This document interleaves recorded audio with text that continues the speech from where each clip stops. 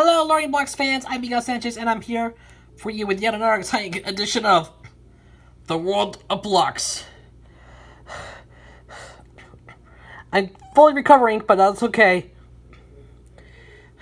Because I had to take another test to make sure I'm tested negative or not, but that's okay. Let's get right into the episode. In our previous episode, Flat Days already began with Chapter 1, Diamond in the Rough. You want to go check it out? Link is in the top right corner of the screen.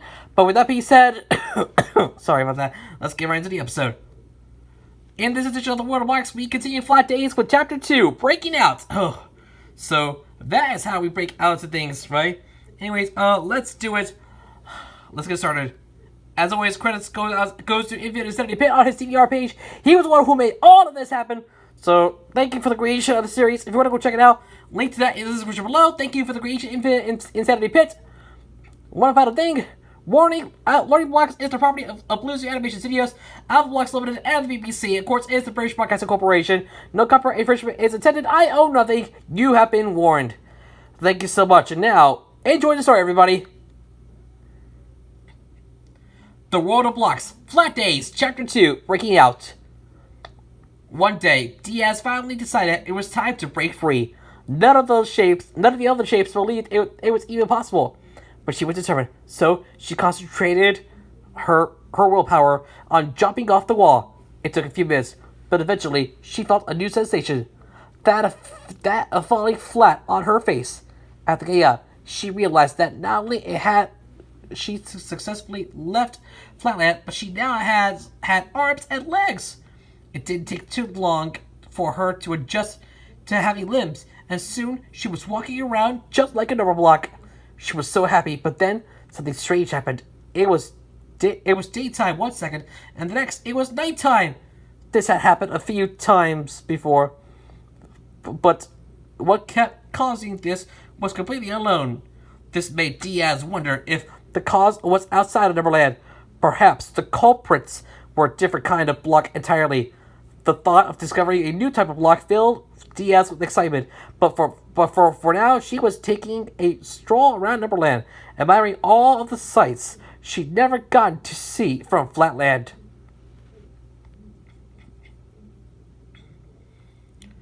After a while, she noticed something odd. In the distance, a few number blocks building a huge tower out of blocks that resembled them. Starting at the top of the tower, she could see 6, 9, and 10, along with what appeared to be an alien. Diaz was taken aback by the revelation that aliens were real, but of course, it only deepened her curiosity about all the things that could exist beyond Neverland. As Diaz watched the building process with awe, a shadow crept from behind her. A black tentacle waved in front of her face, causing her to shriek and turn around. "Hello, Diaz," said the tentacle's owner, a shadowy block whose grin was filled with sharp teeth. Diaz was too paralyzed with fear to run away. Who are you?" she stammered. "And how do you know my name?" "I am Darkness," the black block answered. "I've been observing you for a while, and I believe that I can give you exactly what you want." Diaz was intrigued, but still frightened. "You mean you can't give me all the knowledge I desire?" "Precisely," replied Darkness. "If you join my ranks, you can explore even more dimensions than just 3. You'll be able to leave Flatland behind for good." Diaz couldn't help but agree to this. This was the sort of opportunity she'd been waiting for her whole life. And despite Darkness's frightening appearance, he was rather persuasive. Every night after that encounter, Diaz snuck out of Flatland to meet with Darkness and learn all about what existed in Neverland and beyond. She was even given 2 little worlds, Lineland and Pointland. Lineland was in a flat glass case, as its name would suggest. It was inhabited entirely by lights. There were only 7 of them, one for every color of the rainbow, and they were ruled over by a red lion named Queen Linda and her husband, an orange lion named King Lyndon. The lions existed in one dimension, but Diaz tried her best to convince them of other dimensions. However, the lions could only perceive one dimension, and thus saw Diaz as nothing more than a set of points on a line. They could not truly understand what she was preaching. I'm telling you, there's far more out here than just lines and points, she told the rulers of Lineland. I'm in rhombus shape, made up of 4 lines and 4 corners.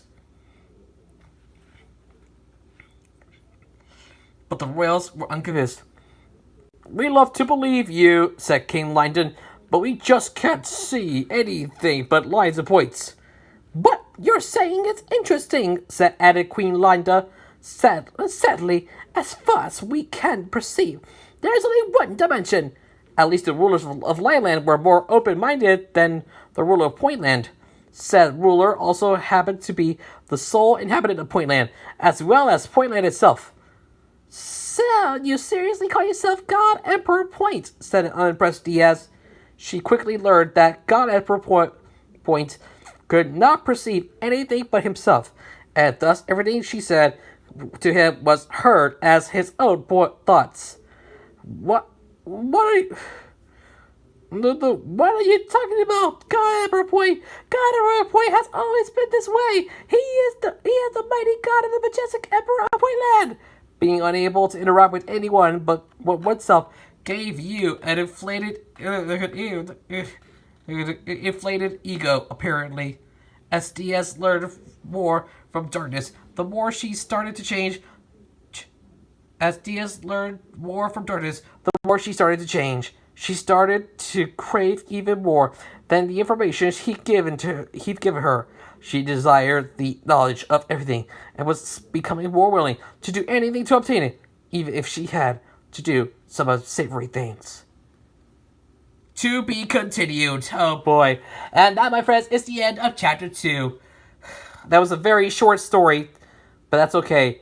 Next time, it might get shorter. So yes, it's over. Thank you so much for watching another edition of the World of Blocks. Day 31 of the National Journal is already out. Check it out on the top right corner of your screen.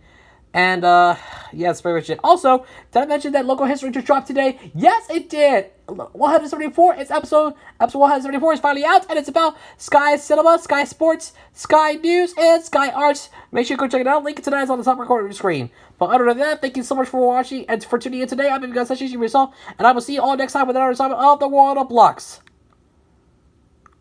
Next time with the World of Blocks, we are entering Chapter 3 of Flat Days, and that's Flat Days Chapter 3, Force Trip to Flatland. So I can't wait. The number block floor is going to Flatland next time, so we hope to see you guys there. Until then, I'm Gus Sanchez, and as always, please remember to leave a like, share this video with your friends, and leave a comment down below. Also, don't forget to subscribe to my channel and turn on notifications to never miss a new video. Please subscribe to my channel with notifications turned on to never miss another new video from me as we're on the road to 200 subscribers.